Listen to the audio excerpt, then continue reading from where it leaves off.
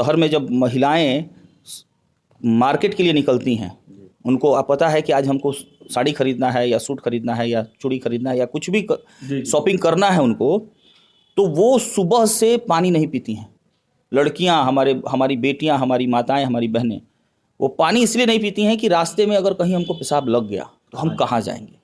बड़ी भयावह स्थिति है गोपालगंज नगर परिषद की कि एक ढंग का मतलब पेशाब घर नहीं है। तो गोपालगंज शहर एकदम समझिए कि ज्वालामुखी के ऊपर बैठा हुआ है। जिस दिन ये ज्वालामुखी फटेगा एकदम भयावह स्थिति होगी।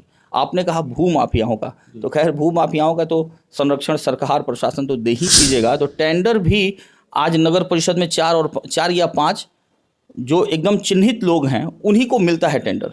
भरता है लोग, सब लोग, लेकिन मिलता उन्हीं 4-5 लोगों को है जिनका पहले से 60 घाट है। आखिरी सवाल लेंगे कि पहले जो चेयरमैन का चुनाव होता था, सभी वार्ड पार्षद तो मिलकर उनको चुनते थे, बड़ा खरीद फरोख्त होता था। इस बार पहली बार सीधा चुनाव हो रहा है, इसको कैसे देखते हैं? नमस्कार, ग्राउंड जीरो से मैं मनीष ऋषि और कैमरे स्क्रीन पर जो दिख रहे हैं गोपालगंज जिले से हैं। नाम आजाद शत्रु है, काफ़ी सक्रिय रहते हैं, सामाजिक कार्यकर्ता हैं, कई शिक्षण संस्थान भी इनके जिले में चल रहे हैं। स्वागत है चैनल में। धन्यवाद। आपके श्रोताओं को, दर्शकों को नमस्कार। सबसे पहला सवाल रहेगा, नगर निकाय चुनाव में सभापति के प्रत्याशी हैं, चेयरमैन के प्रत्याशी हैं, उन सारी मुद्दों पर भी बात होगी। सबसे पहले आजाद शत्रु नाम काहे रखे हैं? अरे, नाम हमने नहीं रखा है, नाम हमारे पिताजी के गुरुजी हैं रामनाथ शर्मा जी। तो स्वर्गीय रामनाथ शर्मा जी जिनके नाम पर ये पथ है हमारे घर के सामने वाला, उन्होंने ये नाम रखा है। मेरा जन्म 15 अगस्त को है, तो वो एक ऐतिहासिक दिन है, इसलिए ऐतिहासिक एक नाम रखा। शत्रु लगाया गया है। अजात शत्रु का अर्थ होता है जिसका कोई शत्रु ना हो, जिसका कोई दुश्मन ना हो। अच्छा, तो अभी चेयरमैन का चुनाव हो रहा है, एक बार नॉमिनेशन हो गया, फिर से आप लोग को ठंडा कर दिया सरकार और फिर से लड़ाई डेट आ चुका है। कैसा देख रहे हैं चुनाव, क्या माहौल? जी, चुनाव का तो माहौल बिल्कुल सकारात्मक है। लोगों के अंदर है इस बात का कि कैसे इस भ्रष्ट व्यवस्था को बदला जाए, बदलाव का मूड है शहर के लोगों में। ये तो हमसे बेहतर आप बताएंगे कि माहौल क्या है। जनता के बीच आपका बड़ा सक्रिय भागीदारी रहती है, तो मेरे हिसाब से जनता का मूड बदलाव का है, भ्रष्ट व्यवस्था को बदलने का है, और ये भी जरूरी भी है, बेहद ज़रूरी। आप अभी चुनाव मैदान में हैं, किन मुद्दों पर चुनाव लड़ रहे हैं आप? हमारा मुद्दा क्या है आपका? हमारा तो एक मुख्य मुद्दा है, जिस मुद्दे से हम सारे मुद्दों को संभाल सकते हैं, वो है भ्रष्टाचार पे रोक। नगर परिषद समझिए कि भ्रष्टाचार का अड्डा बना हुआ है। नगर परिषद में जितना भी विकास का मद आता है उसको लूट लिया जाता है।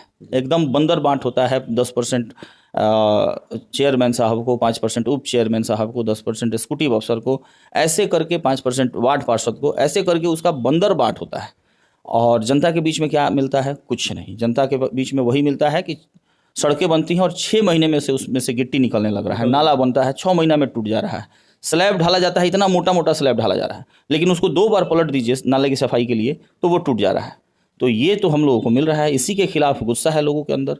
तो जब ये भ्रष्टाचार पे अंकुश लगेगा, जब नगर परिषद में पारदर्शिता आएगी, जनता समझ पाएगा कि हाँ किस फंड में कितना पैसा आया है और कितना लोगों को मिल रहा है, जब सब चीज़ जनता के सामने कर दिया जाएगा, तो हमको लगता है कि ये सारे मुद्दों को ठीक कर दिया जाएगा। इसी जरिए से सारे मुद्दों को ठीक कर दिया जाएगा। जब भ्रष्टाचार नहीं रहेगा, जनता का पैसा जनता में इस्तेमाल होगा, तो हमको लगता है कि सब कुछ ठीक हो जाएगा। आजाद शत्रु अगर चेयरमैन बनते हैं तो क्या भ्रष्टाचार नहीं होगा?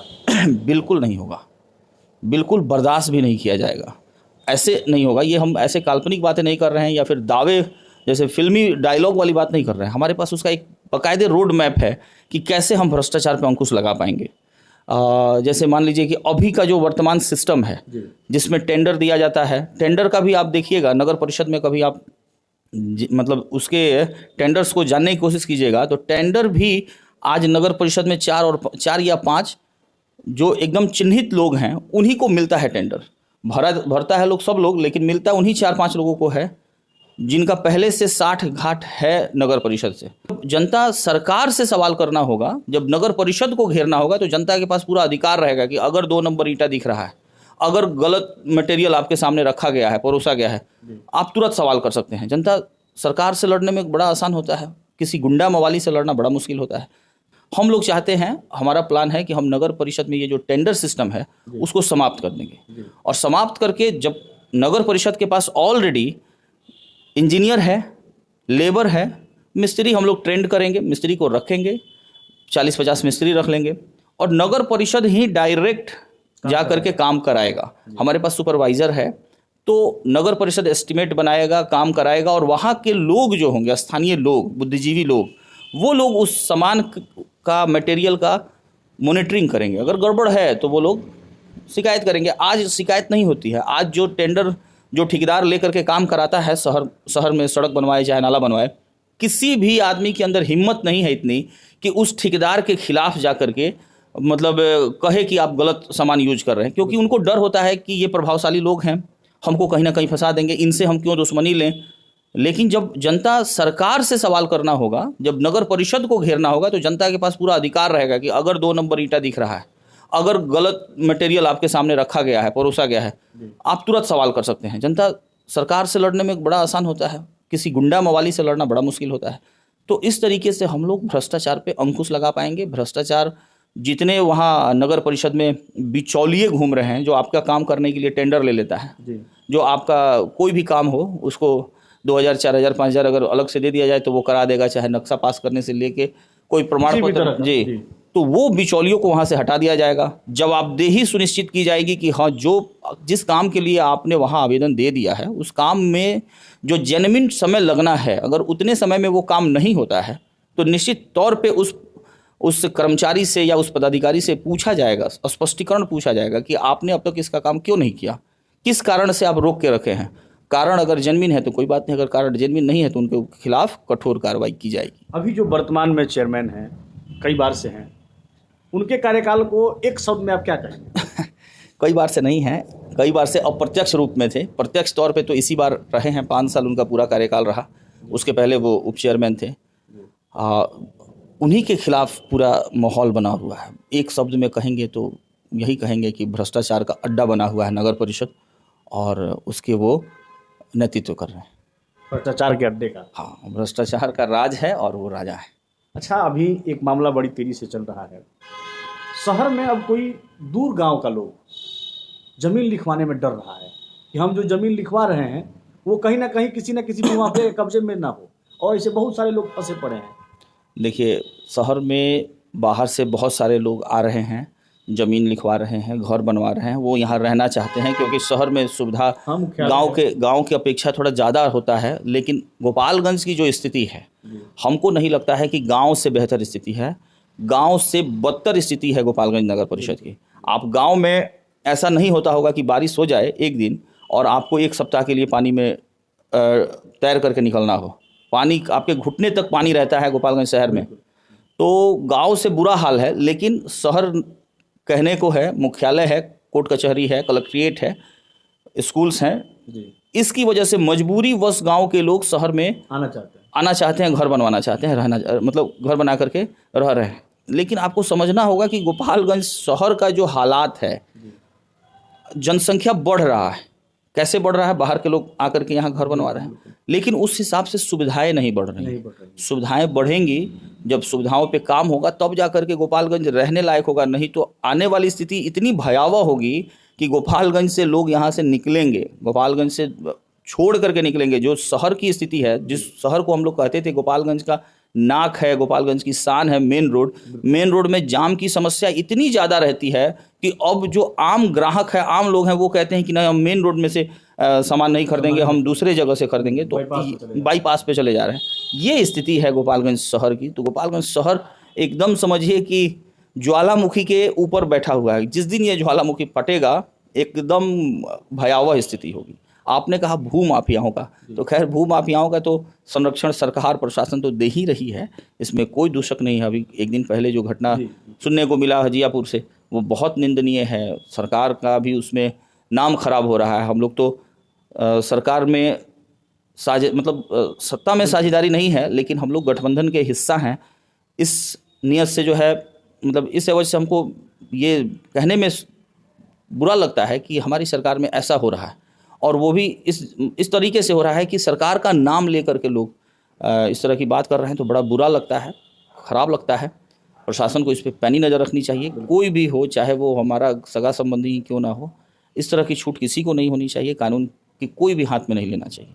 एक मुद्दा है, कहने के लिए तो छोटा मुद्दा है, लेकिन वो तब बड़ा हो जाता है जब सब लोगों के लिए समस्या हो जाए। गोपालगंज में बहुत दूर दूर से लोग, लगभग 70 किलोमीटर दूर से लोग यहाँ आते हैं, कचहरी में, कोर्ट में, अस्पताल में। यूरिन डिस्चार्ज जो है, पेशाब घर जो है, पेशाब घर की व्यवस्था यहाँ नहीं है। लोग तड़प जाते हैं पेशाब घर के लिए शहर में। आप तो देखिए, ये तो मेरे मैनिफेस्टो का हिस्सा है, आप इसको बहुत अच्छे से एक्सप्लेन नहीं किए। आपको हम शहर का हाल बताते हैं। शहर में जब महिलाएं मार्केट के लिए निकलती हैं, उनको आप पता है कि आज हमको साड़ी खरीदना है या सूट खरीदना है या चूड़ी खरीदना है या कुछ भी शॉपिंग करना है उनको, तो वो सुबह से पानी नहीं पीती हैं।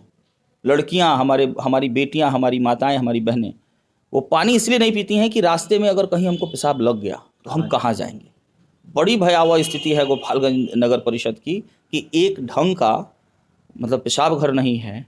जबकि हमारे मैनिफेस्टो में है कि हम लोग शहर के हर प्रमुख चौराहों पर एकदम साफ़ सुथरा, जितना साफ़ सुथरा मेरे घर का टॉयलेट होता है उतना ही साफ़ सुथरा होना चाहिए, तभी जाकर के कोई उसका इस्तेमाल कर सकता है। और इसके लिए ज़रूरी है कि आप वहाँ स्टाफ रखें, रेगुलर स्टाफ वहाँ रहे जो उसकी सफाई करते रहे। हो सकता है कि कुछ लोग लापरवाही से जो है गंदगी फैला देते होंगे, लेकिन ठीक है, उसकी भी जिम्मेदारी हमारी होनी चाहिए कि हम उसको स्वच्छ रखें। हम जागरूकता भी फैलाएं कि लोग उसको खुद से साफ़ रखें, लेकिन जब तक लोग खुद से नहीं साफ़ रखते हैं, हमारा ड्यूटी है कि हम उसको साफ़ रखें। हमारी बहन बेटियाँ, कभी भी उनको ये नहीं सोचना पड़े कि आज मार्केट जाना है तो आज पानी नहीं पीना चाहिए। और दाग है जी, बिल्कुल दाग है। ये तो समझिए कलंक है हम हमारे नगर परिषद के ऊपर।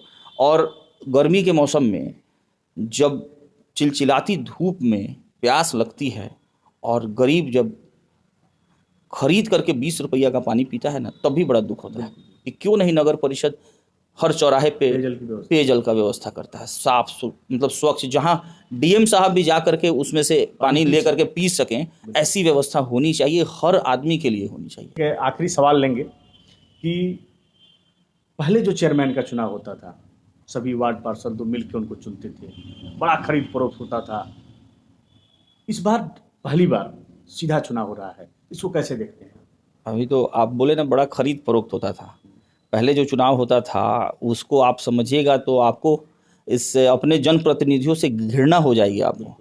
वो जनप्रतिनिधि सिर्फ पैसे से नहीं बिकते थे, उनको नेपाल ले जा करके अय्यासी कराया जाता था। वो अय्यासी करके आते थे, 5 लाख 7 लाख में तो उनका दाम लगता ही था, उसके अलावा उनको अय्यासी कराया जाता था बोनस में। ये स्थिति थी। बहुत अच्छा हुआ कि डायरेक्ट जनता के हाथ में अधिकार मिला वोट डालने का। पहले जनता वार्ड पार्षद को देती थी अपना वोट, और वार्ड पार्षद जो है विकास का काम उनको करना था, लेकिन वो अपना वोट बेच देता था, तो जनता का वोट बिकता था। जनता का वोट समझिए कि चेयरमैन अपने पैसे से खरीदता था और फिर जनता को ही लूटता था। ये बड़ा अच्छा एक मौका है, सौभाग्य है कि बिहार में भी नगर परिषद, नगर निगम, नगर पंचायत डायरेक्ट उसके हाथ में आ रहा है, जनता के हाथ में आ रहा है। जनता तय करे अपने प्रत्याशी को, सारे एंगल से तय करे। हम तो कहीं वोट भी मांगने जाते हैं तो हम लोगों से यही कहते हैं कि आप तौल लीजिएगा अपने प्रत्याशी को, जात से मत तौलिएगा, धर्म से नहीं तौलिएगा। आप तौलिएगा कि आपका प्रत्याशी क्या करता है, इसके पहले आपका प्रत्याशी का बैकग्राउंड क्या है, आपका प्रत्याशी ईमानदार है कि नहीं है, आप पढ़ा लिखा कितना है, आपके लिए क्या सोचता है, उसका विजन क्या है, शहर को कैसे डेवलप करेगा, उसका विजन क्या है। ये सब मानक बनेगा आपको आपका प्रत्याशी तय करने में। अब अगर जात से आप अपना प्रत्याशी ढूंढिएगा तो लिख करके रख लीजिए कि आप फिर विकास के लिए फिर 5 साल आपको तरसना होगा, आप अपने काम के लिए फिर दर दर भटकेंगे। इसलिए हमारी गुजारिश है नगरवासियों से कि जब आप अपना प्रत्याशी चुने तो जात पात धर्म मजहब को किनारे करके चुने। क्या भरोसा है इस बार लोग जातिवाद से ऊपर उठकर वोट करेंगे? देखिए, हम लोग तो पूरा एफर्ट लगाए हुए हैं इसी बात को लेकर के कि लोगों को जात से कुछ नहीं मिला है आज तक। अगर कुछ मिला हो तो बताइएगा। जनता से भी हम सीधे संवाद करते हैं इस बात पे कि आप आज तक जात पात की बात किए, जब जात पर वोट दिए, धर्म पे वोट दिए, तो मिला है क्या बदले में आपको? अगर बदले में विकास मिला है तब तो ठीक है, लेकिन अगर बदले में सिर्फ छलावा मिला है, ठगा गया है आपको, तो एक बार हम लोग जैसे आदमी की भी बात मान लीजिए, जो जात पात से इतर बात करता है, जो किसी भी जाति मतलब किसी भी जाति को छोड़ने की बात नहीं करता है, सबको साथ लेकर के चलने की बात करता है। हम यकीन मानिए कि हम लोगों का प्लान है कि शहर में लाइब्रेरी खुले, 4 ऐसी लाइब्रेरी खुले जहाँ पर बच्चे सिर्फ पढ़ाई ही नहीं कर सके बल्कि कॉम्पिटिटिव तैयारी भी कर सके। तो ये किसी जाति विशेष के लिए नहीं खुलेगा, ये सबके लिए खुलेगा, सबका उसमें भला होगा, सारे बच्चे पढ़ पाएंगे। वो सारे बच्चे जिनके पास पैसा नहीं है कि जो पटना और दिल्ली जा करके नहीं पढ़ सकते हैं, वो गोपालगंज में क्वालिटी एजुकेशन लेंगे। ये हम लोगों का प्रयास है। तो जात पात से ऊपर उठना ही होगा, अगर विकास चाहिए तो जात पात छोड़ना होगा। चलिए, ये हमारे साथ आज़ाद शत्रु जी थे और नगर निकाय चुनाव प्रथम चरण में होने की संभावना है कि गोपालगंज में प्रथम चरण में होगी। तो चुनाव नज़दीक आएगा, फिर हमारी मुलाकात होगी, फिर आप लोगों की सवाल और इनसे बात होगी। कैमरामैन प्रवीण के साथ मैं मनीष ऋषि, धन्यवाद।